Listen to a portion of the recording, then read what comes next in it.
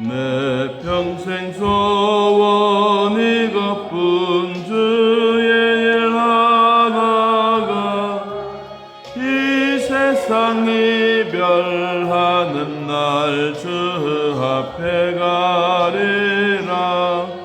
꿈같이 헛된 세상에 취할 것 뭐냐. 이 수고함만 하여도 헛된 것뿐일세. 불같은 시험 많으나 겁내지 맙시다. 구주의 권능 크시니 이기고 남겠네. 금보다 귀한 믿음은 참보배 되도다. 이 진리 믿는 사람들 다 복을 받겠네. 살같이 빠른 광금을 주 위에 아끼세. 온몸과 마음을 바치고 힘써서 일하세. 아멘.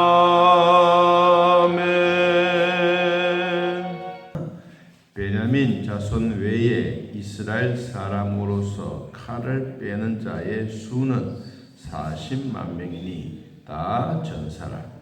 이스라엘 자손이 일어나 베델에 올라가서 하나님께 여쭈어 이르되 우리 중에 누가 먼저 올라가서 베냐민 자손과 싸우리까 하니 여호와께서 말씀하시되 유다가 먼저 갈지니라 하시니라. 아멘. 이스라엘 백성들 이 젖과 꿀이 흐르는 가나안 땅에 들어가서 이제 생활한 지가 수십 년이 지났습니다. 그러니까 이 가나안 땅의 새로운 삶의 터전을 만들어가고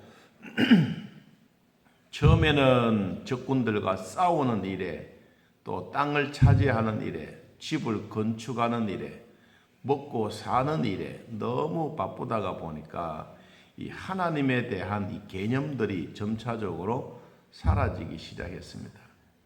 그래서 하나님이 눈에 보이면 그 하나님에 대하여 더 가까이 나가고 그렇지만 하나님이 눈에 보이지 아니하니까 이들에는 보이는 신들, 우상들 앞에 절을 하고 또 우상이 곧 하나님인 것처럼 생각하고 거기에 전심을 쏟고 있을 때 하나님이 화가 난 겁니다.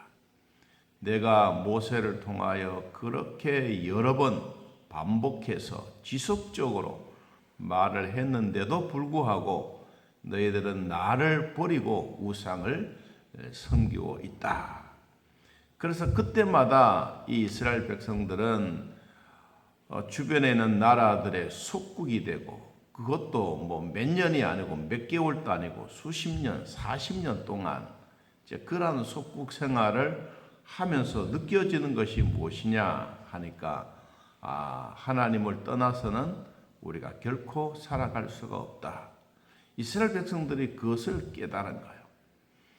여러분 우리도 그런 깨달음이 있으면 무슨 생각이 들겠어요?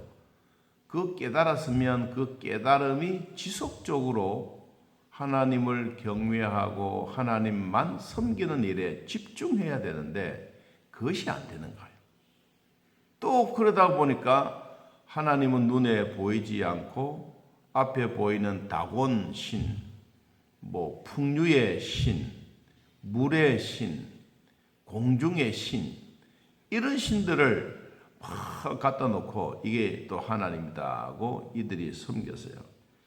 그리고 이스라엘 백성들이 이 가나안 땅에 들어가서 생활하고 있는 가운데 그 숫자를 세운 거예요. 다시 말하면 민족의 숫자, 우리로 말하면 주민등록에 올릴 수 있는 사람, 그리고 가족의 수를 다 이렇게 해보았는데 1차적으로 민수기 23장에 보니까 60만 명이 숫자가 나왔어요.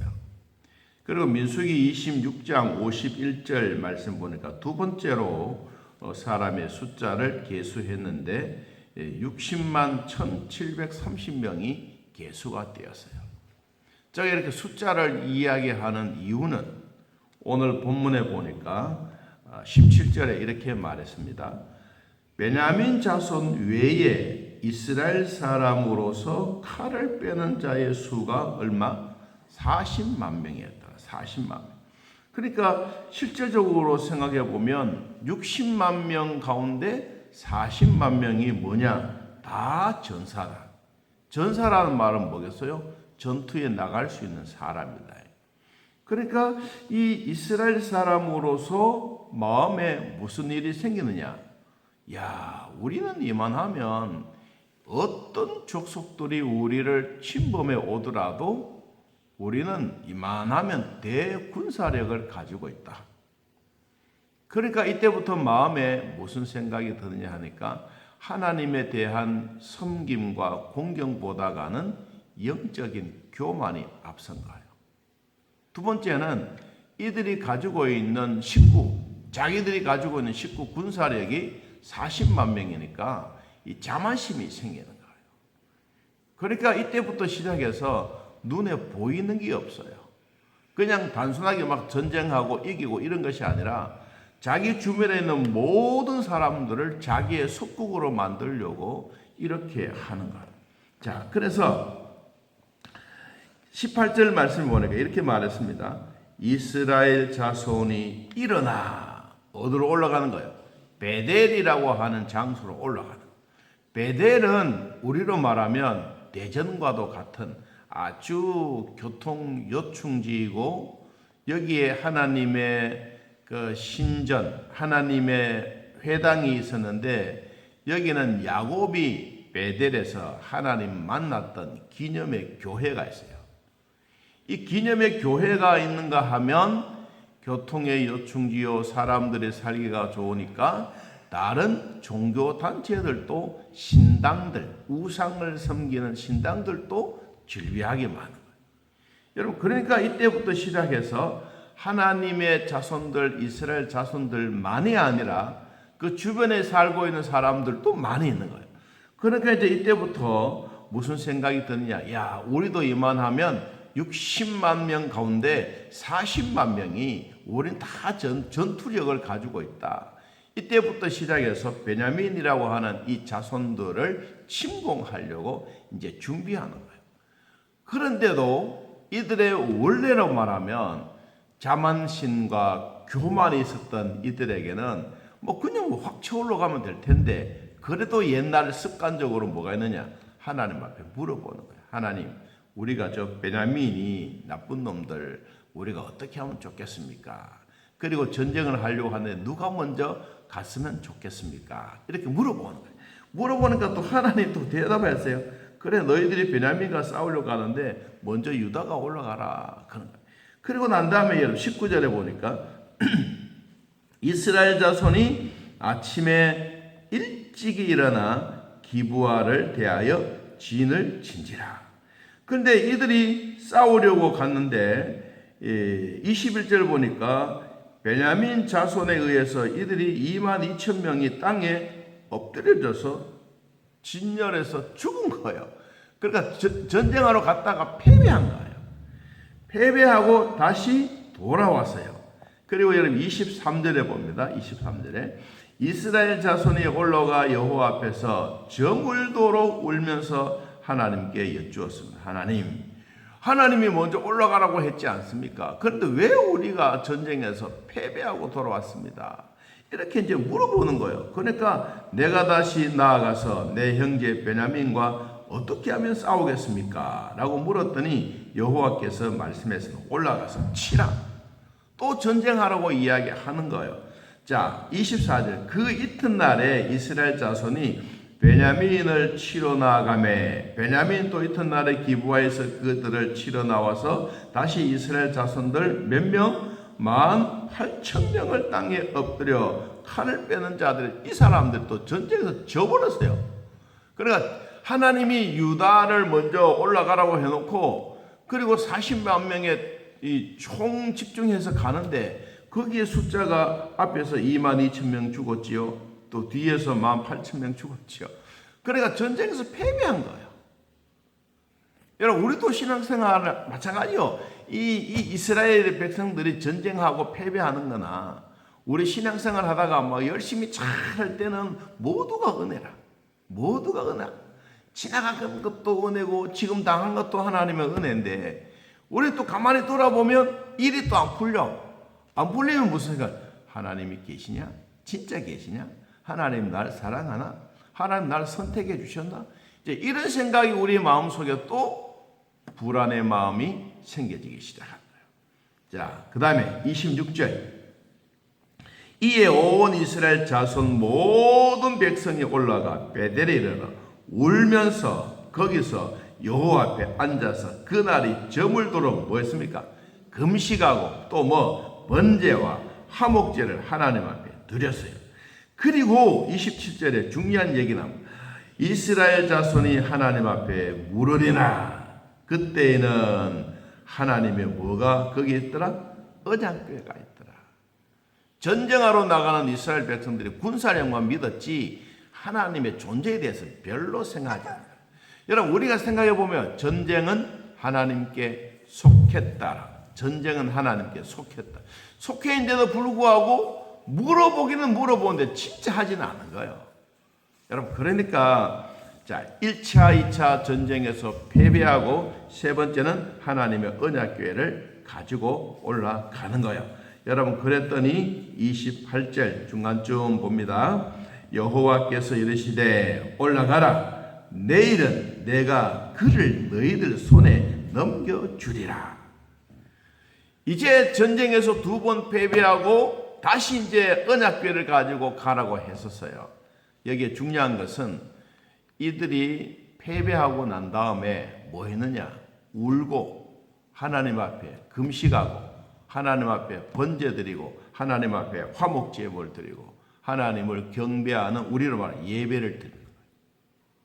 예배에서 그냥 예배가 아니라 울면서 눈물 흘리면서 밥을 안 먹어가면서 전심을 다하여 하나님 앞에 기도하면서 나아갑니다. 여러분 우리 신앙에도 재점검이라는 게 있습니다. 신앙에도 재점검. 아내와 남편이 총각 때는 다 열심히 잘 신앙생활 잘해서 그런데 남편은 세월이 가다가 보니까 직장에도 가야 되고 주일도 못하고 그리고 제자 훈련하는 것도 또 약해져. 그러면 아내는 늘 교회 와서 살고 신앙생활하고 그리고 주일 성수하고 또 제자 훈련하고 영적으로 막 성숙해 가면 남편은 그렇지 못해요. 그러면 이 아내가 조금 더 지혜로우면 여보 힘들어도 우리 다른 날이라도 예배드리자. 수요일 날이라도 예배드리자. 아이 금요일 날이면 어때? 같이 가서 예배드리자. 아이 귀찮아. 뭐 주일 가서 가면 되지. 그러면서 여러분 한 번, 두 번 빠지다가 보면 이 남편의 신앙은 점차적으로 떨어지는 거예요. 여러분 그럼 가정에 신앙의 수준이 비슷해야 서로 얘기거리도 있고 일거리도 있고 대화거리가 있지만 그렇지 못하면 이 차이가 나는 거예요. 여러분 신앙의 재점검은 개인도 해야 되지만 가족들도 같이 해야 돼요. 신앙의 재점검. 오늘 두 번이나 전쟁에서 실패하고 죽음의 시체들이 4만 명이나 있는 이 어마어마한 사건 앞에 이스라엘 백성들이 와 우리가 잘못했구나. 우리가 알고 보니까 우리가 큰 실수를 했구나. 우리가 영적인 교만이 너무 많았구나. 우리가 너무 자만심이 심했구나. 이것을 깨달으면서 하나님 앞에 금식하고 번제드리고 화목제를 드리면서 하나님의 언약궤가 그때서야 눈에 보이는 거예요. 여러분 언약궤가 없어진 게 아니에요. 새로 갑자기 툭 떨어진 것도 아니에요. 언약궤가 있어요. 예배를 드리고 나니까 뭐가 보여지느냐? 하나님이 보이는 거예요. 예배를 드리고 나니까 하나님의 임재하심이 하나님 우리 곁에 있다는 사실을 그들이 믿어지는 거예요. 그렇다고 해서 여러분 우리의 믿음이 안개처럼 사라져 버렸냐? 우리의 믿음이 땅속에 꺼지느냐? 아니에요. 우리 마음속에 있는데 우리가 발견을 하지 못했어요. 예수님과 제자들이 갈릴리 바다를 막 지나갈 때 풍랑이 일었어요. 그러니까 막 제자들이 죽는다고 고함치지 않습니까? 우리는 왜 이렇게 힘듭니까? 그러니까 주님이 벌떡 일어나셔서 얘들아 너희들이 뭐 했느냐? 그리고는 주님이 한마디 하셨어요. 바람아 조용해라. 바다야 시끄럽다. 그러니까 자연의 만상이 예수님의 말씀 앞에 조용해 주셨어요. 제자들이 물었습니다. 선생님 우리들은 왜 안 되었습니까? 너희들이 믿음이 부족했다. 자, 오늘날 우리들도 기도하고 예배하는 이 삶의 진심이 있으면 누가 보여지느냐? 여호와의 언약궤가 보여지는 거예요. 하나님이 우리의 눈에 보여지는 거예요. 영적인 하나님이 우리 눈에는 안 보이고 그렇지만 우리 마음의 느낌에, 우리 마음의 피부에 느껴지는 이 마음이 뭐냐? 하나님은 늘 내 옆에서 동행하고 계신다는 사실이 믿어지는 거예요. 여러분 전쟁에 실패하고 어려움 당하고 우리의 신앙에 나태해지고 가정에 어려움이 생겨지게 되면 그때 하나님을 돌아보고 하나님 좀 도와주십시오. 이런 것도 중요하지만 그것보다 더 중요한 것은 평상시에 그냥 무난하게 하나님과 함께 동행해가는 이것이 하나님이 우리에게 주시는 진짜의 복이다. 이런 복을 꼭 받아 누리기를 진심으로 축복합니다. 자, 기브아에서 이러한 일이 있고 난 다음에 전쟁에서 뭐 했느냐? 자, 29절 이스라엘이 기브아 주위의 군사를 뭐 했더라? 매복했더라. 자, 매복하고 난 다음에 뭐 했느냐? 36절 봅니다. 36절 이에 베냐민 자손이 자기가 피한 것을 깨달았으니 이는 이스라엘 사람이 기브아에 매복한 군사를 믿고 잠깐 베냐민 사람 앞에 피하여 그리고는 기브아의 복병들이 기브아로 돌격해서 그리고는 이 전쟁을 승리로 이끌어갑니다. 자, 오늘 우리는 한마디 결론. 신앙을 재점검하자. 신앙의 재점검. 언제 실패하고 전쟁에서 패배하고 우리의 믿음이 낭떠러지에 떨어져 있고 정말로 사망의 음침한 골짜기를 다닐 때 이때 우리의 신앙의 재점검. 이것도 늦지 않다. 늦지 않은 때일수록 우리는 앞장서 갈 수가 있습니다. 여러분 코로나 있다고 우리는 힘든다고 우리의 신앙이 오늘 또 그냥 가만히 있다가 예배 드리는 것이 아니라 우리는 힘쓰고 애쓰면서 오늘 성경이 뭐라 그랬어요? 금식하고 번제와 화목제를 여호와 앞에 드리고 나니까 하나님의 언약궤가 보여요. 자, 우리도 진심으로 예배하는 자들에게는 하나님이 늘 우리와 함께 손잡고 어깨동무하고 하나님의 숨소리가 우리에게 들린다는 신앙의 재점검에 관한 그러면서 우리가 승리자가 되어 주변에 있는 사람들이 저 사람은 예수 믿었더니 정말로 승리자가 되었다. 이런 소리 듣는 우리 모두가 되기를 예수님의 이름으로 축복합니다. 하나님 아버지, 오늘도 우리들을 돌봐주시고 영적인 교만과 자만심을 품고 전쟁을 임했을 때 이들에게는 2번이나 실패하고 말았습니다. 주여, 우리들에게도 하나님 앞에 진심을 다하여 울며 금식하며 번제를 드리고 화목제를 드리고 하나님 앞에 진정한 예배를 드렸더니 그때에 이 언약궤가 그들의 눈에 보였습니다. 우리도 예배하고 감사할 때 하나님의 주셨던 그 은혜 우리 마음속에 여호와가 우리 곁에 손잡고 우리를 안아주시도록 하나님의 숨소리 들어가는 우리의 삶이 되도록 도와주시옵소서. 하나님, 오늘 또 넘어졌다고 절대로 좌절하지 말고 하나님은 나와 함께 하신다고 하는 확신과 믿음을 가지고 살아가게 하옵소서. 우리 아버지, 힘들하지만 그때마다 용기 주시고 그때마다 우리 신앙을 재점검해 가면서 부족한 것 하나님 채워달라고 기도하면 하나님은 또 채워주십니다.